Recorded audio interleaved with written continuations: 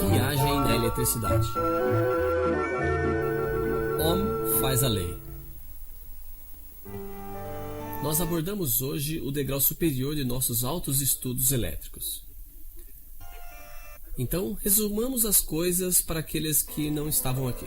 Assim que, sobre uma fonte de tensão U, medida em volts, ligamos uma resistência R, medida em ohms. Passa uma corrente I. Ei, passa uma corrente I, eu disse. Uma corrente I medida em amperes.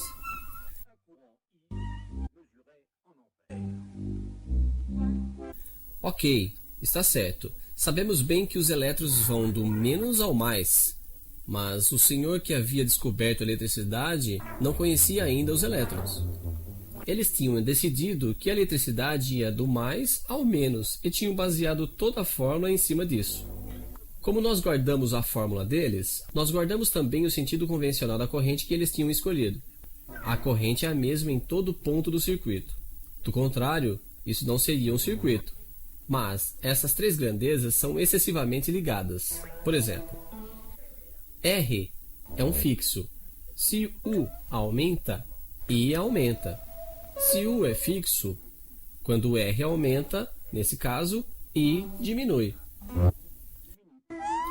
De forma que, em todo o circuito elementar, assim que um comete qualquer variação, calculamos facilmente a terceira. Isso graças a um pequeno jogo de construção, simplesmente, que nos permite encontrar todas as fórmulas que precisamos.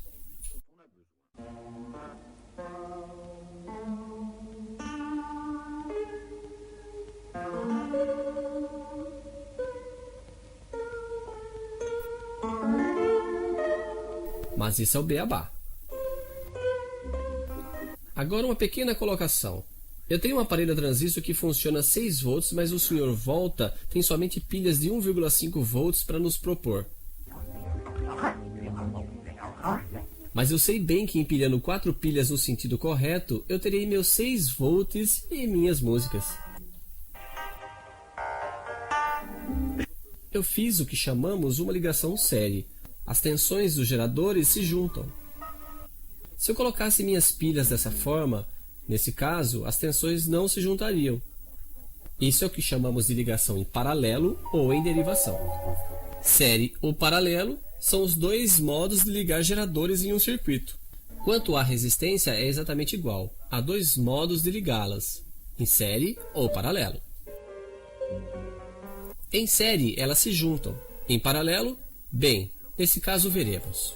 Duas resistências de 6 ohms, por exemplo, colocadas em séries em um circuito, dá um total de 12 ohms. E ainda sob 6 volts, passar uma corrente de meio ampere ou 500 miliamperes, se você preferir. Não vale a pena acordar o Sr. Ampere para saber disso. Por outro lado, se o Sr. Volta vier medir a tensão em nosso circuito, ele encontrará 6 volts daqui até aqui, é evidente. Mas daqui até aqui, ele encontrará somente 3 volts. E os 3 que sobram, ele encontrará daqui até aqui. Moral da história: duas resistências iguais em série dividem a tensão por 2. Isso porque nosso truque continua valendo entre os dois pontos quaisquer de qualquer circuito. E as tensões nos terminais, como as chamamos, das duas resistências iguais, percorridas pela mesma corrente, são, evidentemente, iguais. E agora os paralelos? Se nossa resistência de 6 ohms em 6 volts deixa passar uma corrente de 1 ampere, é possível supor que duas resistências de 6 ohms em paralelo deixarão passar uma corrente de 2 amperes por elas duas. Dessa vez o Sr. Ampere pode vir nos confirmar. Em série, duas resistências iguais compartilham a tensão.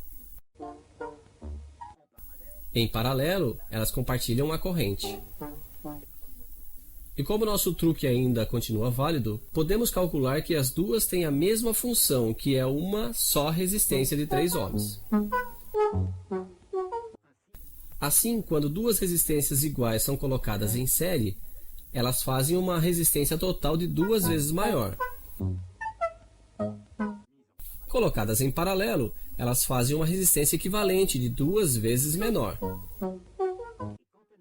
E quando elas não são iguais, o que vocês farão em sua opinião? Você talvez encontre a resposta daqui até a próxima aula.